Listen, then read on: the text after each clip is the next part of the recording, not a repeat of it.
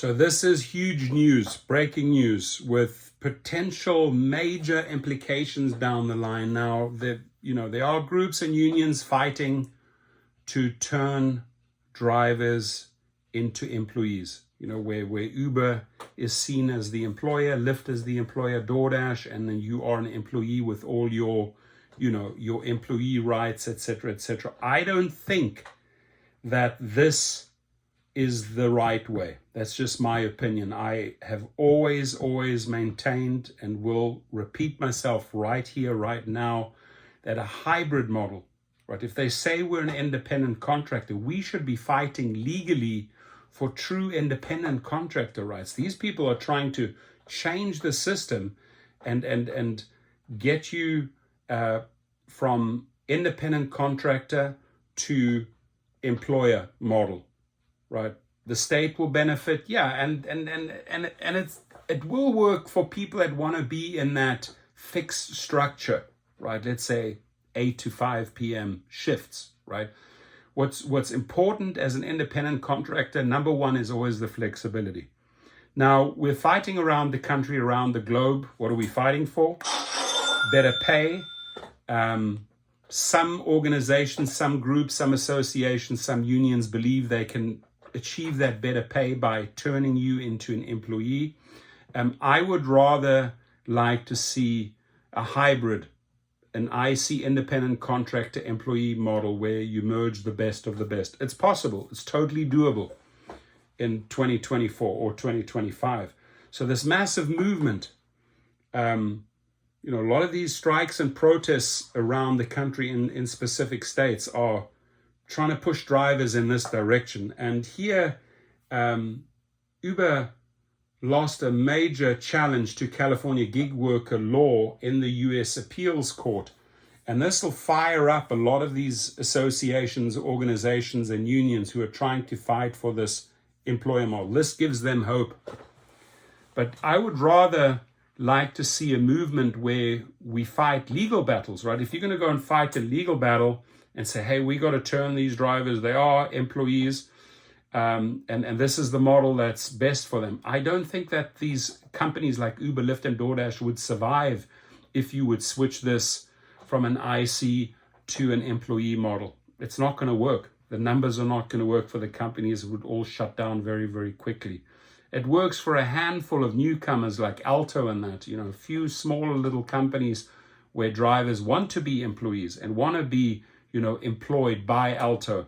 But on a grand scale, we want to remain independent contractors. So the battle in the courts should be, hey, these companies, Uber, Lyft, and DoorDash, are not treating us as independent contractors. They're not allowing us to set our own rates, 1x, 2x, 3x, 4x, 5x. We did get an appetizer of that in California for a year. It was called the multiplier. That is what we should be legally fighting for. So if they're branding us, right, if they're branding us as an IC, independent contractor, go into the system, into the legal system, and fight that battle state by state by state. Hey, they call us independent contractors.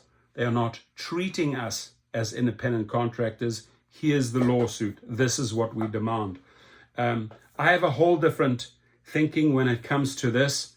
I mean, if they truly want to keep on fighting this battle and going down this road, at least approach it from a hybrid model, the best of both worlds, IC plus employee, right?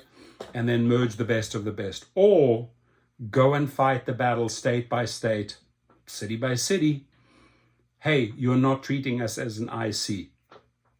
And that's an easier argument to make before a judge. This is the definition of an independent contractor. We're not being treated as an independent contractor. These changes need to take place. Flexibility, yes, setting our own rates, etc., etc. And you'll be making more money. At the end of the day, I'll tell you that if you are treated as a true IC, you will be making more money. The majority of the drivers would fall out of the 6 million people would fall out of the system if we keep on pushing this model. I think this is dangerous, and that's just my opinion. So Today, U.S. Appeals Court on Monday rejected a bid by Uber and subsidiary Postmates to revive a challenge to a California law that could force the companies to treat drivers as employees rather than independent contractors who are typically less expensive. An 11-judge panel of the 9th U.S. Circuit Court of Appeals in San Francisco upheld a lower court ruling that said Uber failed to show that the 2020 state law known as AB5 unfairly singled out app-based transportation companies while exempting other industries. Now, this is going to, in the near future, play a is going to have a major impact on California drivers. This is still playing out right now. So I would hope that the parties come to the table and work on this hybrid model, or start taking up the battle, the IC battle, ladies and gentlemen. Uber, in a statement on Monday, said the ruling would not change the status of its relationships with its drivers who are considered to be contractors under a 2020 ballot initiative. You see, they call us independent contractors, but they're not treating us as independent contractors. The fate of Prop 22 is being weighed in a separate case at the state's top court, which last month heard arguments from a labor union and 4 drivers contending the ballot measure was unconstitutional.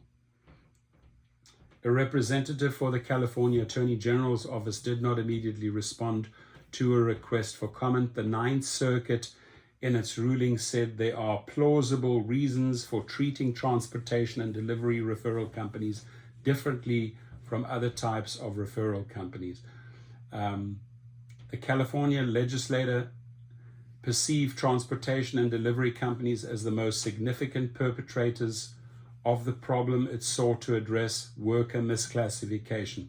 Circuit Judge Jacqueline Nguyen wrote, employees are entitled to the minimum wage, overtime pay, reimbursements for expenses, and other protections that are not extended to independent contractors. Uber, Postmates, and similar services typically treat workers as contractors in order to control costs.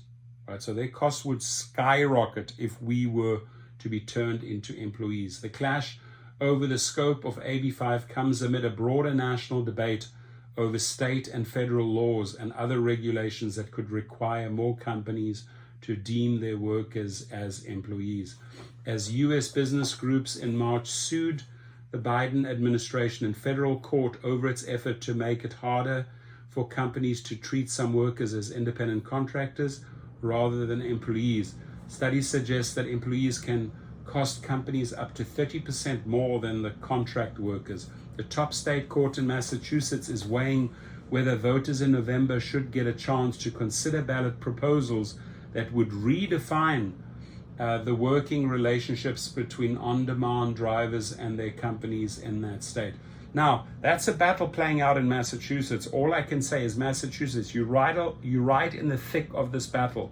Start working or using the wording hybrid, right? You're gonna have way more success, and you're gonna get way better results if you push for a hybrid model. Again, it's all my opinion.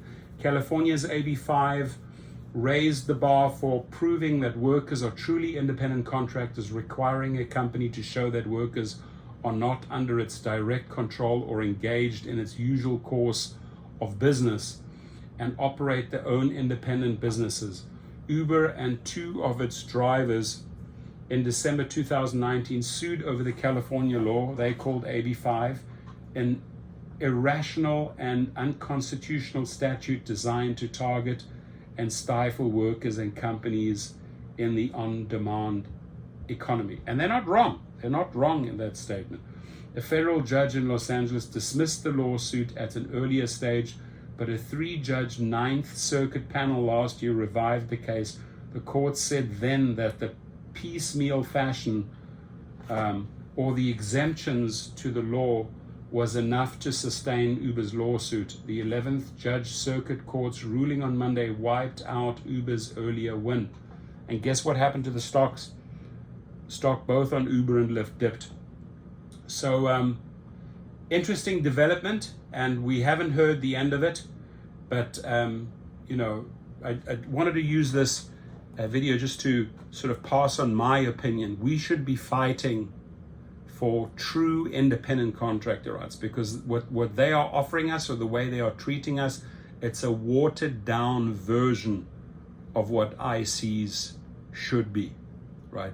We should be bringing the battle, hey, allow us to set the rates, allow us to work without fear and retaliation and wrongful deactivations. That's the battle we need to fight, ladies and gentlemen. Your comments, please.